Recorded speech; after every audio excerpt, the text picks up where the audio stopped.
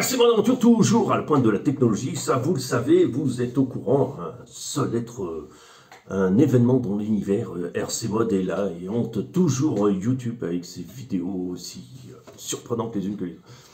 Bon, alors, je veux parler de la session d'hier parce que hier c'était la première fois qu'on était trois à rouler ensemble et trois voitures intéressantes. Nous avions nous avions une HPI RS4 Sport, donc celle de mon pote là, qui est une voiture sur laquelle il n'y a pas de réglage sur les trains, il n'y a aucun réglage possible. Il y a les amortisseurs hydrauliques, et puis rien de spécial. Il a un 21 tours 5, un servo assez rapide, je ne sais pas lequel c'est, mais qui fait l'affaire, qui marche très bien, et il roule avec des roues spécifiques Corali, je crois, spécifiques, comment ça s'appelle, asphalte. Il y a mon fils qui roule avec une TT02, toute base, tout sans aucune option, sans rien. Moteur de base, variateur de base, tout est de base, la carrosserie est de base, on a juste rajouté un aileron pour rajouter de l'appui. Et ça marche pas trop mal. Et voilà, lui, il n'y a rien changé. La seule chose qu'il y a, c'est qu'il y a un servo de 9 kg à l'avant qui est un peu lent, c'est le même que ce que j'ai. C'est un Max 9 kg avec les trucs en métal. Donc c'est pas un mauvais servo, c'est long, c'est tout. C'est pas, il dure bien, il endure pas mal.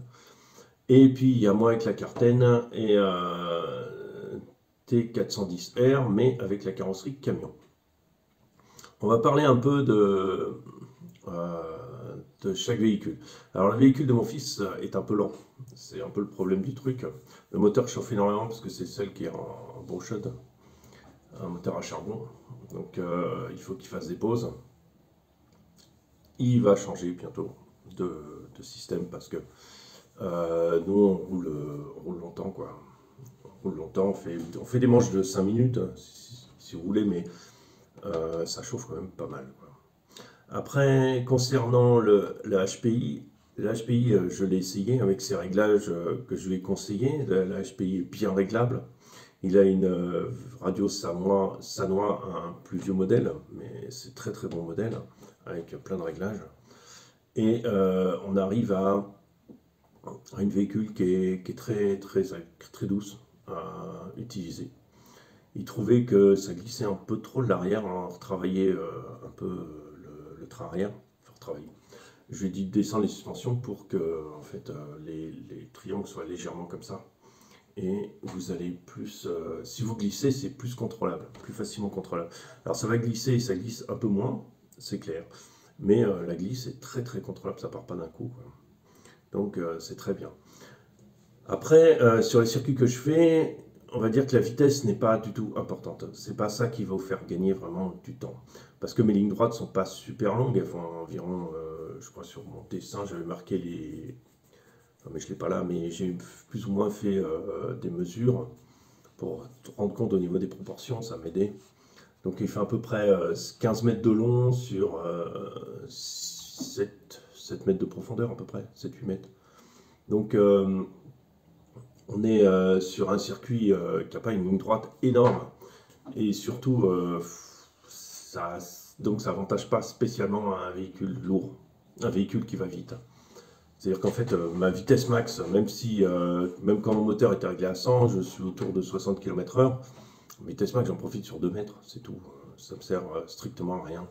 C'est-à-dire que vaut mieux avoir un véhicule qui va passer mieux dans les courbes et mieux tourner parce que mes circuits sont plutôt petits, qu'avoir un véhicule qui va aller vite sur les circuits que je fais. Parce que après le problème de la craie, c'est on ne peut pas faire un circuit hyper grand parce que c'est pas forcément super visible.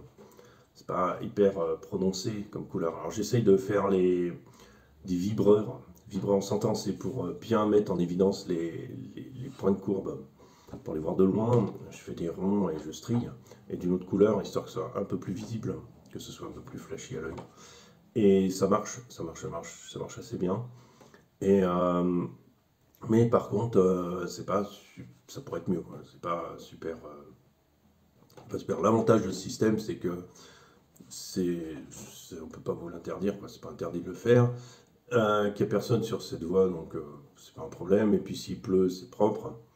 Et surtout, s'il pleut entre une semaine et l'autre, comme ça se passe actuellement, on change de circuit à chaque fois, il n'y a pas besoin de le nettoyer, quoi, ça part tout seul. C'est-à-dire, demain il doit pleuvoir, ce sera sans problème, quoi. C'est de dire que dimanche, il va falloir redessiner. Voilà, ça coûte rien à faire, et franchement, je vous conseille de le faire, c'est super marrant. La carrosserie de camion, alors c'est un peu le problème du camion, c'est-à-dire c'est beaucoup moins performant que la GT. Ouais, la GT, elle est déjà un aérodynamique plus bas, elle a une meilleure stabilité parce que son aileron était plus bas, elle a son aileron qui est plus exposé en fait, il y a une meilleure circulation d'air, attendez, je la tiens, au-dessus, c'est-à-dire que l'avant déjà vous donne un appui, la vitre avant vous donne aussi un appui, et l'air est davantage redirigé vers le bas pour reprendre sa place, sans faire un minimum de vortex, d'accord, qui va en tirer, et l'aileron et tout l'air est dirigé vers l'aileron. Donc, ce qui vous permet directement d'avoir un appui bien meilleur. Sur le camion, c'est pas la même chanson. C'est pas du tout la même chanson. Vous voyez, il est là, vous avez un espèce de mur devant qui va bien vous ralentir. Si c'est pas vous déstabiliser, parce que ça va un peu quand même faire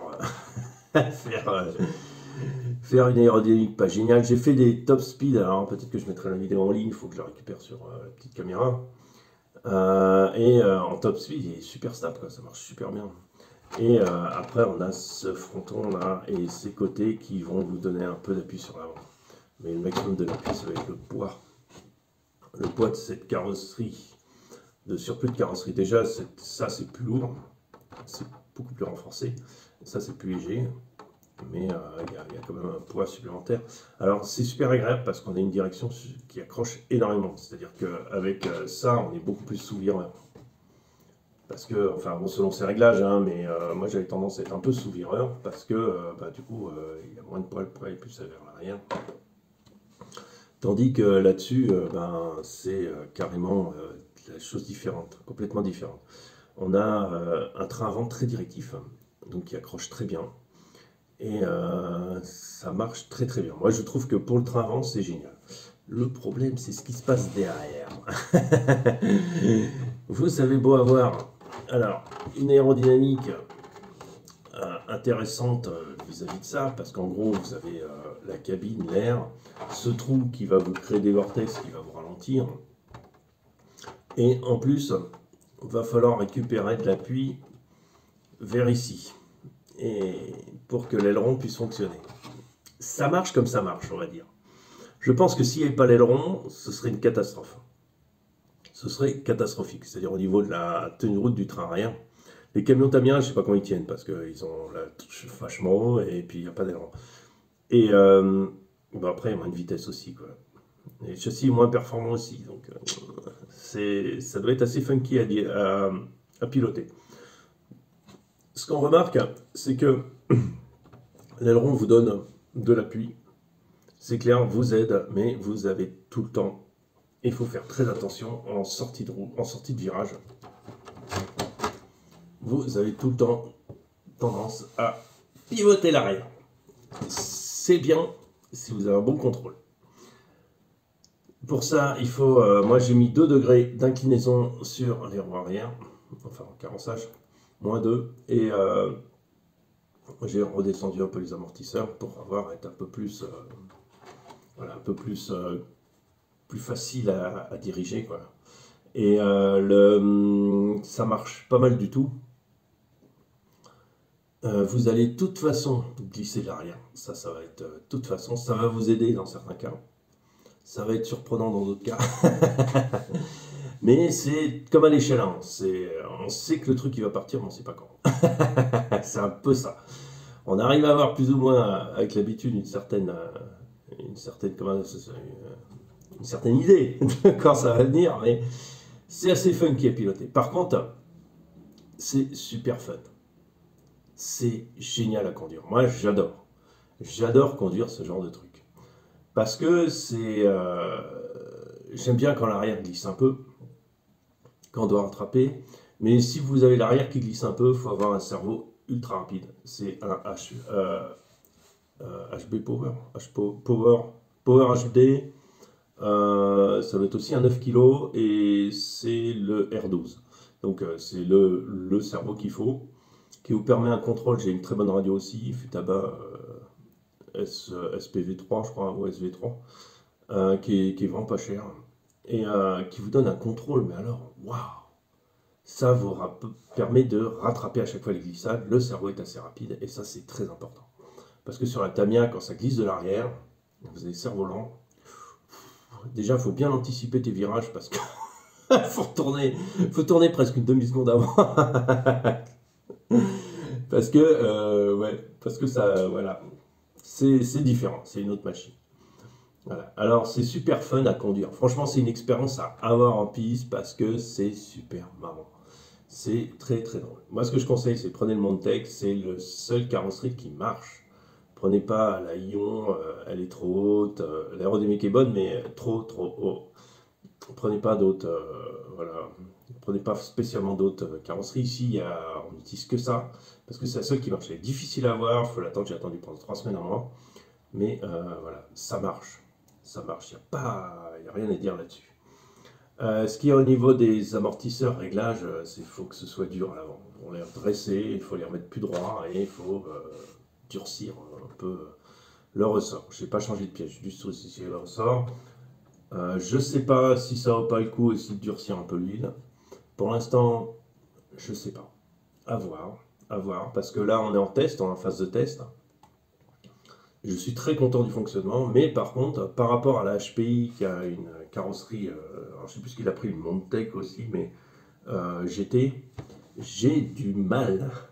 J'ai du mal. Et c'est là où tu vois la différence d'aéro, comment c'est important. Parce que j'ai du mal à tenir, et pourtant c'est un meilleur châssis. Et j'ai enfin pas beaucoup de mal. On se tient, mais c'est du mal. Par contre, je voulais parler aussi, rajouter un petit truc sur la TT02 rapidement. Parce que la TT02, c'est quand même un phénomène dans le genre. On a fait une course, alors j'ai pas filmé parce que, j'ai pas filmé. On a essayé l'application l'Abstract. L'application Abstract a marché très bien. On a mis 15 tours, je crois, il me semble. Bon, jusqu'à ce que je me prenne le pied du truc et je fasse tomber son téléphone, le pauvre.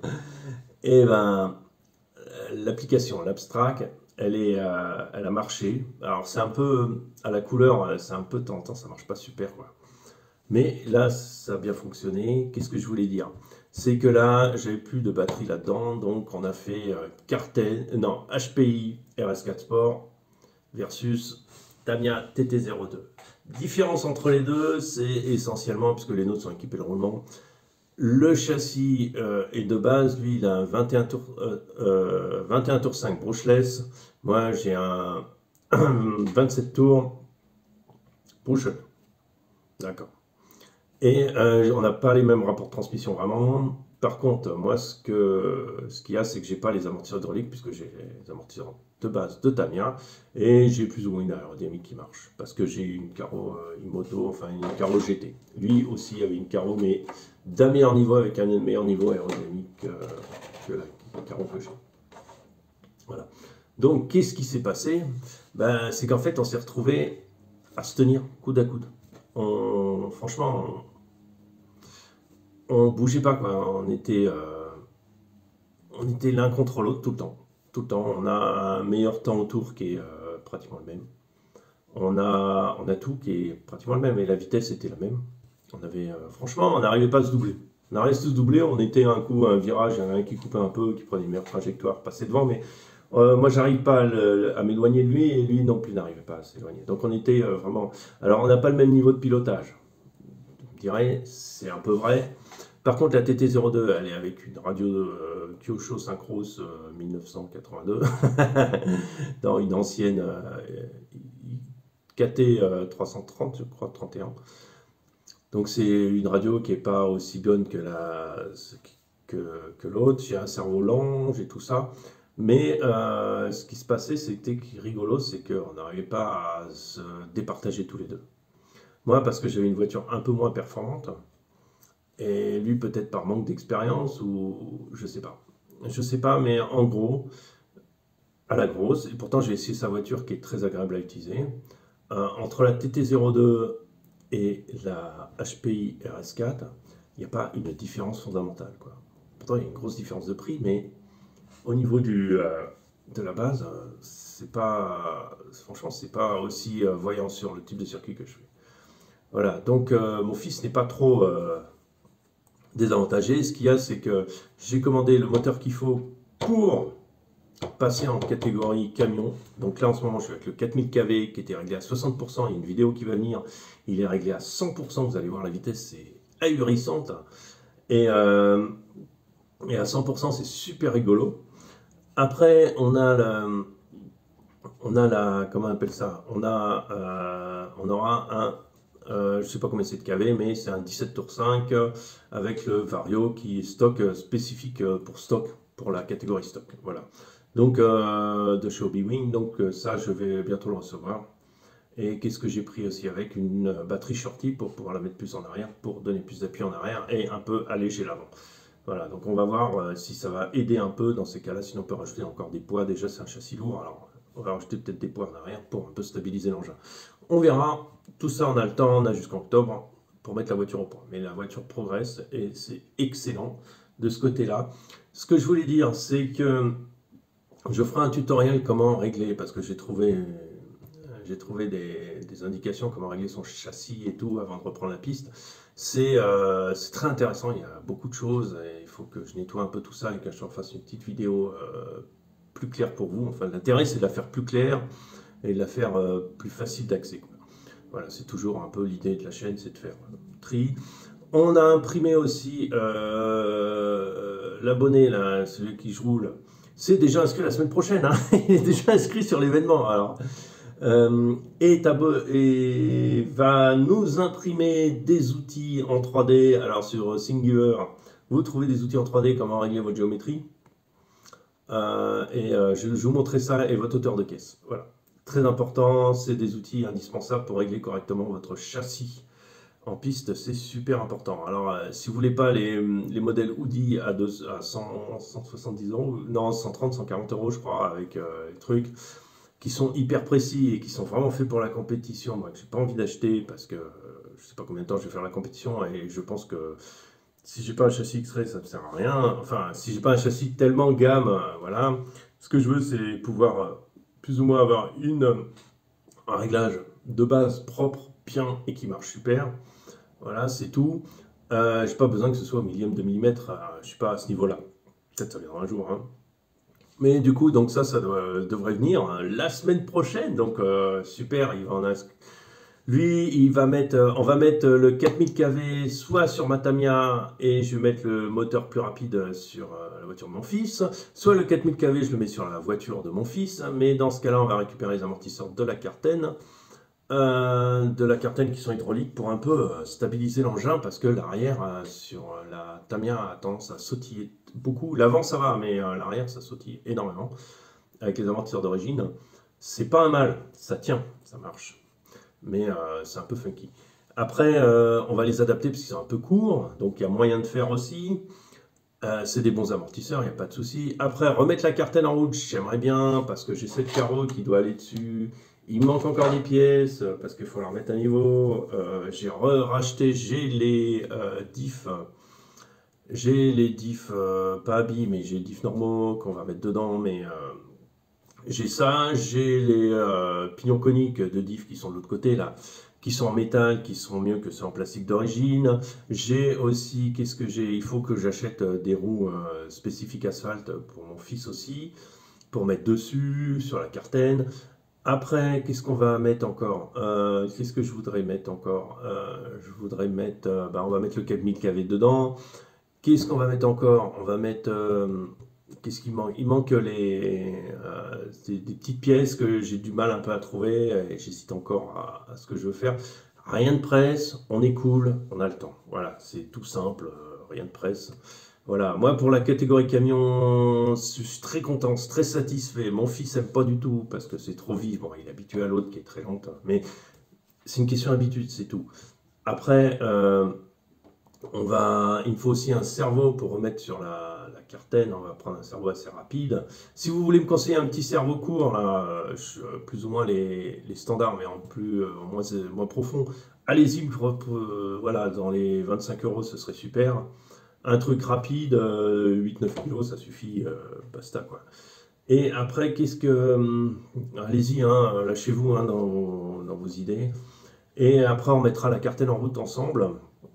La deuxième cartelle en route, j'attends des pièces encore et il faut que je reconstruise tout le support avant du bumper parce qu'il s'est détruit sur la compétition et je l'avais déjà reconstruit une fois, bah, je vais le reconstruire encore une fois, c'est tout simple, hein, ça je rachète pas, c'est pas la peine. Je reconstruis moi-même, ça sert à rien. Et puis voilà, petit à petit, les choses avancent en piste. Voilà, donc c'était mon blabla piste. Aujourd'hui, ma vidéo est déjà très longue. Plein de choses en perspective. Franchement, l'expérience camion, essayez. Si vous n'avez pas de thunes, enfin si vous voulez pas claquer un mort, soit achetez juste une carrosserie, foutez-la sur votre voiture que vous avez, et vous allez vous éclater, c'est super amusant. Ça demande d'autres réglages et tout. Après, il y a une autre chose qui est super marrante, c'est que sinon, si vous voulez un camion à part, prenez la TT01, je crois que c'est la type E ou je sais pas quoi, qui est livré avec un camion. Alors, je me suis renseigné, le meilleur à acheter, c'est le Mercedes. Voilà, si je peux vous conseiller de ce côté-là. Voilà, sur ce, une bonne journée avec Mars Arthur. Vit-on dans un trou noir? Salut à tous.